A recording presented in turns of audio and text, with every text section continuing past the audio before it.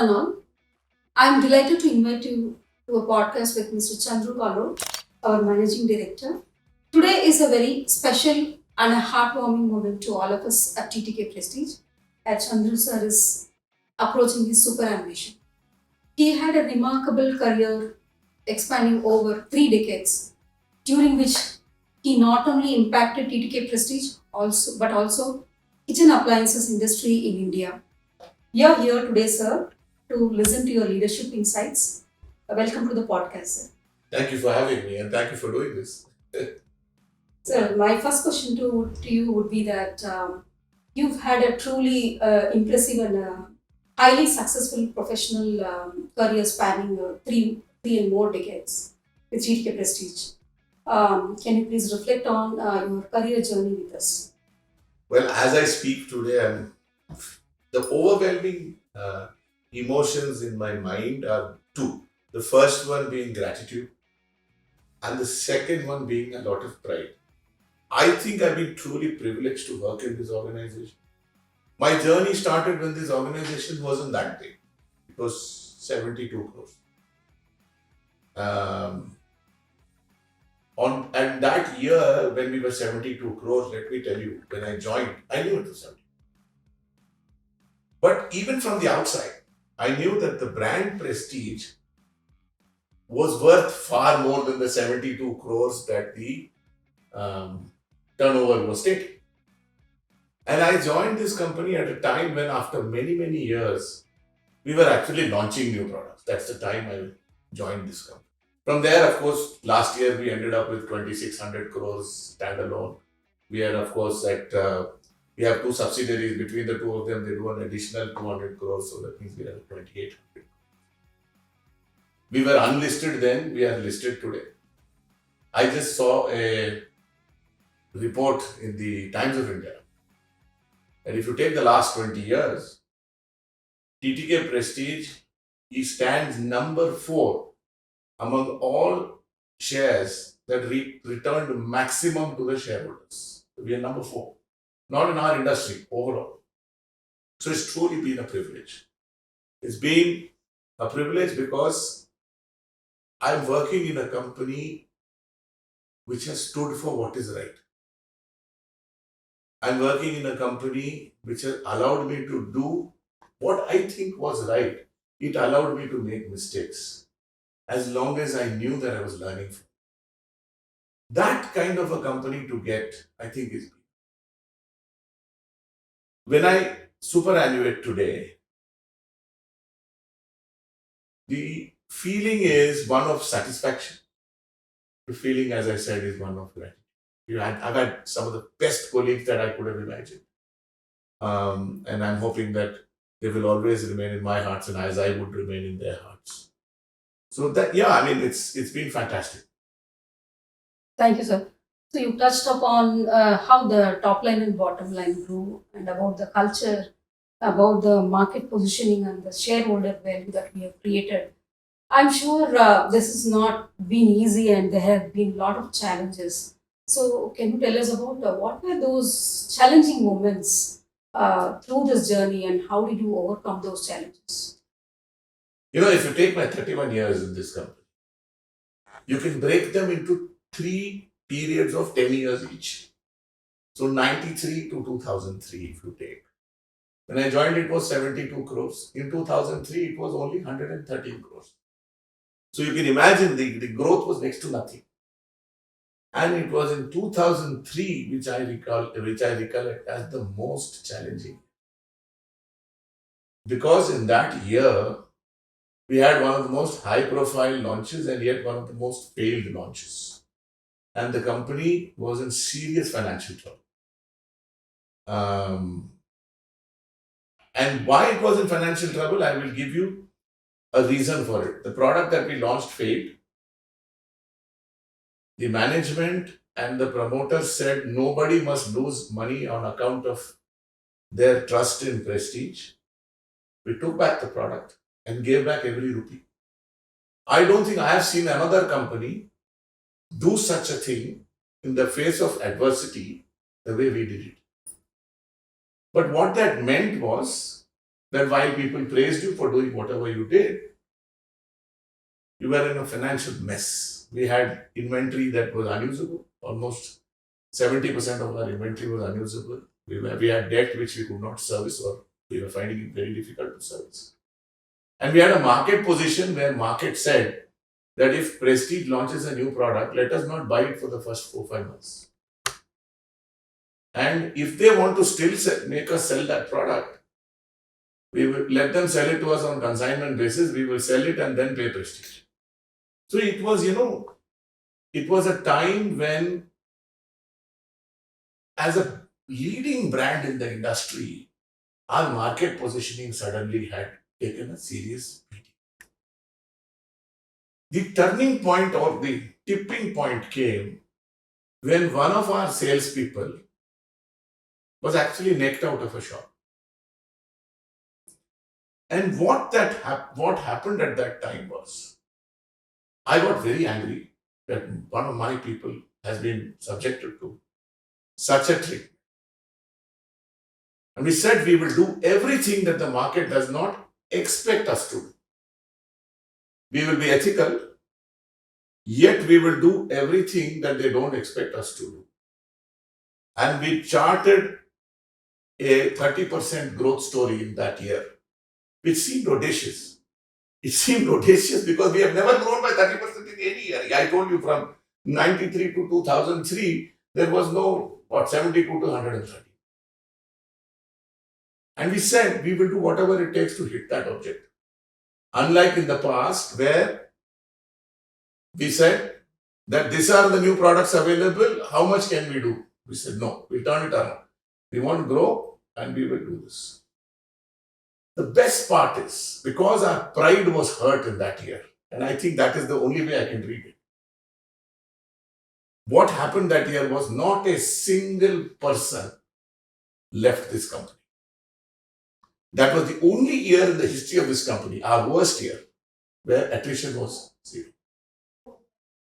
I don't think even in HR you will find such a parallel. And jointly, the people in this company pulled this company out of that trouble. And for the next 10 years, we grew at 28%. And we became a multi-bagger. We became from a primarily South-centric pressure cooker and cookware company to a pan-Indian kitchen appliance company. The transition from cooker and cookware to appliances has not been done successfully by many companies. I would say not just in India, but in the world. And that is why I feel that what we have achieved is unparalleled.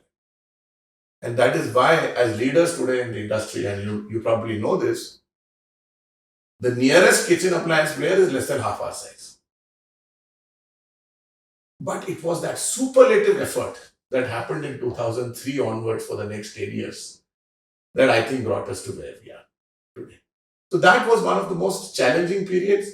And the fact that we used our pride and the challenges to be converted to opportunities. I mean, Prestige Smart Kitchen then and now Prestige Exclusive was a key initiative we took. Because we said if the dealers don't want to keep our product, we'll find a way to sell it. Because we still have a very strong equity with the customer. These are some of the stories that I would always tell even my grandchildren, even when I get the time and he's or she is willing to listen. Thank you for sharing that, sir. It is remarkable to note how TTK Prestige, under your leadership, has turned a lot of challenges into the characteristics that define the company's success. Under your leadership, TTK Prestige also has achieved significant leap and sustained market leadership. What were some of the critical decisions that you took led to this astounding success? See, when we were in trouble, why did people still look at us or do business? Because they saw us as ethical. TTK Prestige, I think, is very unique because the way I would define this company is that it is a company full of ordinary people like you and me, with an extraordinary commitment and loyalty to the company in an extremely unique culture. And I think all the three are critical in defining what TTK Prestige is. With those three, what I merely did was, is said, getting success is half the battle. Sustaining success is the victory. Because you don't want to win battles, you want to win wars. And the way I thought we should do it, and that's the way I think we got success, is we had this everybody should win philosophy in everything that we did. And I'm saying that every single stakeholder of this company must win. So whether it was the channel partners, whether it was the suppliers, whether it was the employees, whether it was the shareholder, whether it was the owner, everybody must see that they are gaining with whatever we did. And so when we designed our products, we said, are we giving products or are we giving solutions? When we designed our promotion schemes, are we making it fun and profitable for the dealer to do business with us, or are we only thinking about ourselves?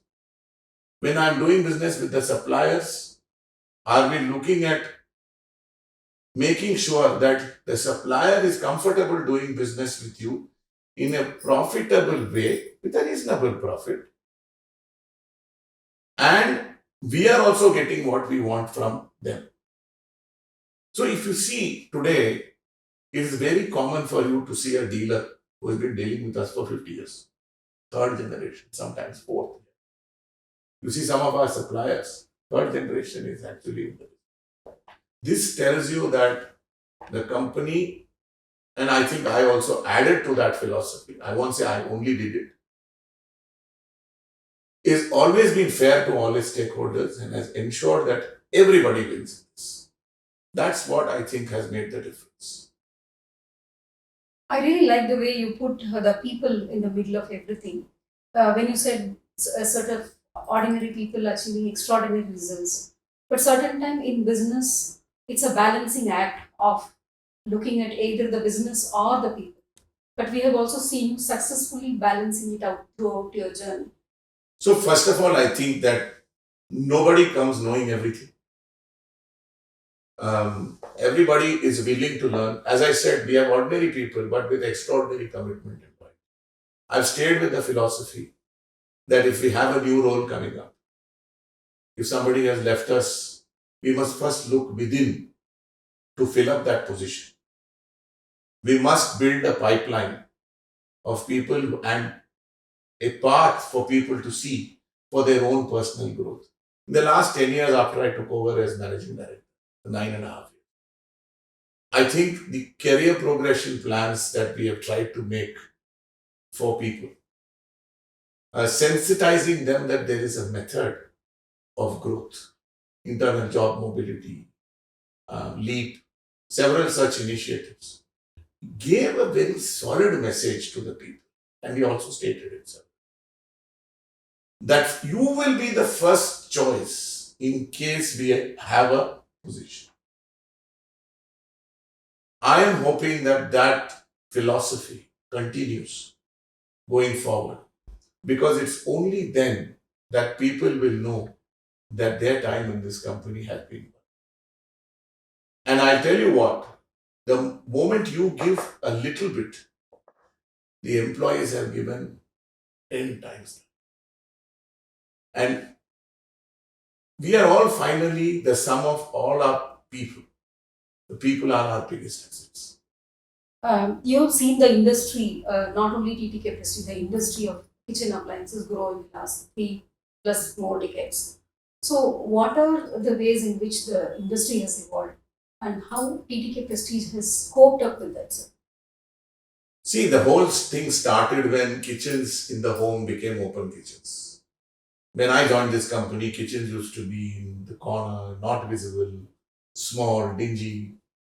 And from there, open kitchens has become the norm today in all the new apartments, new homes that are being made. There's a lot of investment that is going into the kitchen, which is what is contributing to our growth. Having said that, I think India, in a similar middle income country scenario, is probably under-penetrated when it is compared to any of the other similar middle-income countries like Vietnam, Cambodia, etc. They are far higher penetration.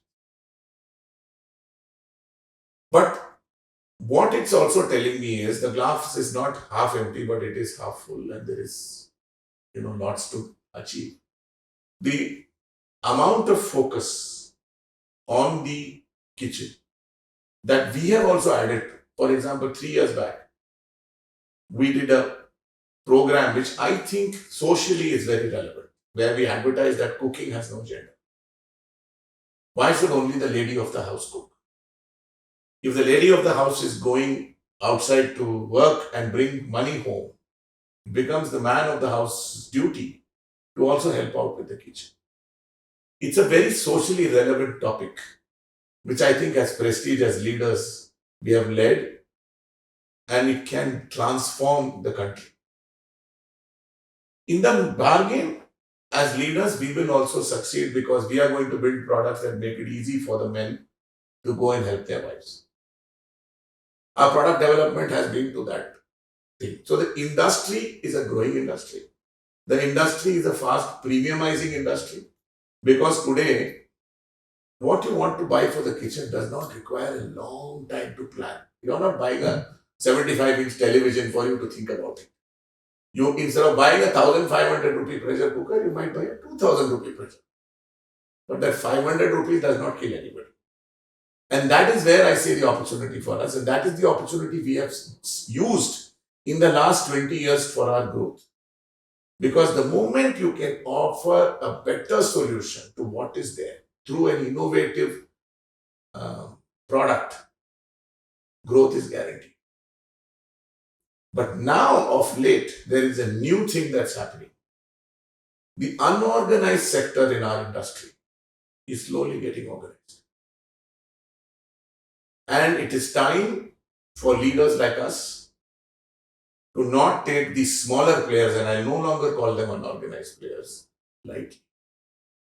Because these players who are smaller players are now not competing in the cheaper end of the market. They are creating new niches. They are creating premium niches. And unless we take them seriously and recognize that, I'm sure they are also innovating. They are also innovating. So it is time for us not to take others lightly. It is time for us to become more and more agile as we go forward to maintain and sustain our leadership. So this industry is evolving, growing, and premiumizing in a growing economy like ours. It's a great opportunity and also a few challenges. So going forward, what are the key leadership lessons for the next generation of leaders in our company or in general in the industry? See, I come from the philosophy that as a leader, I don't have authority as much as I have responsibility. I am having the authority. Everybody knows it. But where I think I can stand out as a leader is where I look at my people as my responsibility.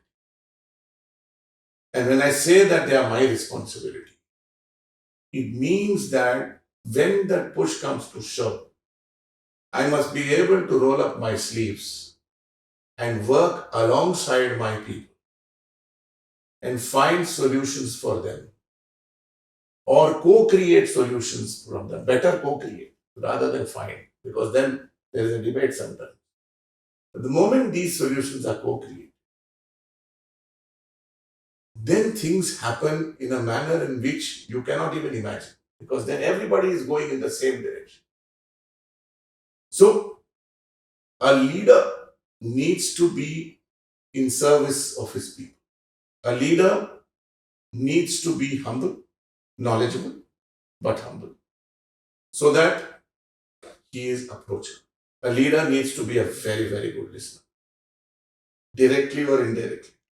I measure the success of a leader in how quickly he gets the bad news. Because the good news will anyway travel. If he's getting the bad news, he's a good leader. because people are talking to him. And those are the things that matter. And if you are able to cultivate those qualities, you will always be ahead of the curve. This is what my belief. Now, I would like to ask you, you've had a very remarkable and a very demanding career. So, how did you manage between your work and life? And therefore, what are your suggestions or advice to the upcoming leaders? So first, I was very lucky that I have a wife who's been extremely supportive. Because if she had not been there, she's not only been supportive, I think she's been a mentor, a friend. She's been adjusting to all my demanding schedules. That is one. The second thing is, I think the fact that your personal life, as long as your personal life is not distinct from your work life, I don't think you will ever be under stress. I am not technically taken off a single day. I have taken off whenever I wanted also. To me, there is no finishing line of the work day. And therefore, I am always able to finish what I need to finish on that same day. I would advise people, because we live in a very fast-paced world. People expect decisions. And the higher you go, any delay that is from your side as a leader can impact so many. So my advice is, stay ahead of your work. Don't keep anything pending. And keep communication going. You have to keep communicating. Why are you doing what you're doing? For example, the town halls that we started after I took over as managing director, I don't know how many of them place value to it, but I definitely place value that I had my say. I'm in a position to communicate to people what is expected of them. I always say it is very easy for you to criticize your subordinate, but have you told that person what you are expecting from that person? If you haven't, how are you expecting that? So a leader should be able to set expectations, set an example, almost have no work and personal life distinction, large amount of empathy, and be very humble. And finally, the higher you go, you will need to listen to a no many times, because you are talking to people above you. You will have to say no many times. You have to do. I guess it's very challenging. This also shows how much passion you bring to the job when you say that there's no distinction as such between the life and work. So that explains it all. I would like to ask a question what are some of the cultural tenets that we should hold on to, sir, to the success of the company? See, we are a great place to work. And I think we have been certified great place to work, I think, third time in a row. First of all, my congratulations to everybody who made that. Really, my congratulations, because otherwise it does not happen. And culturally, it is important for us to understand that we have to go beyond being transactional. We are transacting every day amongst ourselves, amongst us and the outsiders. We are daily transacting. But if our interaction is limited to transaction, this company cannot stay where it is. This company is where it is because it has gone beyond transaction. That is what is the DNA of this company. The soul of this company is its culture. The culture of empathy, the culture of humility, the culture of transparency and honesty. These are the things at the heart of our culture. And the culture of going beyond a person. See, I'll give you a simple example. One example I'll give you about how our chairman, many years ago, I'm talking in my second year in this company. If you permit me, I will tell you this story. Called me one day and said, "Do you have a passport?" I said, "Yes, sir, I have a passport." They bring it tomorrow, I'm taking you to America. Why are you taking me to America? He said, no, you criticize our products too much. So let me take you to America for you to see what is there in the world. You come back and tell me what you want. Now, can you imagine? Here is the owner of the company actually almost rewarding me for criticizing because he saw an honesty in me when I was expressing myself. That, I think, defines this company. As long as all of us are honest with each other, empathetic to each other, and go beyond transactions, this company will flourish. And I'm sure everyone understands this. We have almost redone the entire management of this company in the last 2 years. I'm happy to say we've got some fantastic talent. I'm happy to say that we've got some great ideas in them. And I'm sure they will understand what they have come into. Because we have done a reboot, we are not changing the operating system. This is only a reboot. And I wish everybody the best. Thank you, sir. Thank you for touching upon the cultural tenets, and it again goes back to your earlier saying that values first, being honest. You are leaving a huge legacy behind. What is your advice to the next generation of leaders and all of us in general? I am only saying that we have a great company. We have a company that's achieved quite a bit. We have a company that has a great future. But we also have a company that is not perfect. Nothing in life is perfect. There is always scope for improvement, which is the good news in my mind. Because if everything was perfect, what will the new team do? I'm sure they will find things that need improvement. And I'm sure they will do everything in their might to make sure that things get better. I would only say that please retain the soul of this company in its culture and continue the good work and continue to be a people-centric, customer-centric company, which is the reason behind our success. At this juncture, you're transitioning into a new phase of your life. So, what are your feelings about it, and what plans are lying ahead of you? Honestly, I'm first excited about the new thing. I mean, after going from here, excited not because of anything else, excited because I'm going into something I haven't done before. I, of course, cherish every single relationship within this company. And I'm sure that I'll carry them with me, even though I won't carry their access card out, so I won't have that after 30th of September. But I'll carry those relationships with me. I'm reaching out to several ideas of what I can do with myself. But remember, at 60, the most precious thing in your life is not money but time. Because that is a diminishing resource in your life. So I have to be very careful in what I choose. I'm sure that as long as I have the right intention of adding value to whatever I do, of not hurting anybody, and of trying to give back some of the knowledge that I have, either directly to youngsters or, helping youngsters solve business problems, I think I'll be fine. I'm not looking at becoming too busy, but I'm definitely not looking at doing nothing. I will do something. Thank you for sharing that, sir.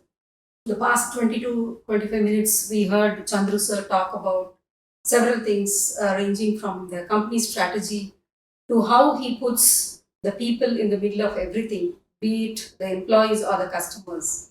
We also heard about the challenges and how he navigated the challenges. So these were great lessons to all of us. He also usually, I've heard this many times, him mentioning that when you join TTK Prestige, you are not just joining a job, you are joining a career, you are here for a career. So he lived truly up to that. He joined as a product manager and he became the managing director. So he's a living example of that. He also mentioned how we need to continue that legacy of focusing on internal talent. So there have been several insights that we got from Sir. We are truly honored to be part of this journey and this podcast with you, sir. And I'm sure you also mentioned that time is a precious resource. I'm sure you will be successful in whatever you choose to spend the time going forward. So all the best to you and Thank you. And as they say, I used to sing this song. I can't sing it anymore. कभी अलविदा न कहना मेरे दिल में रहना. Thank you, sir.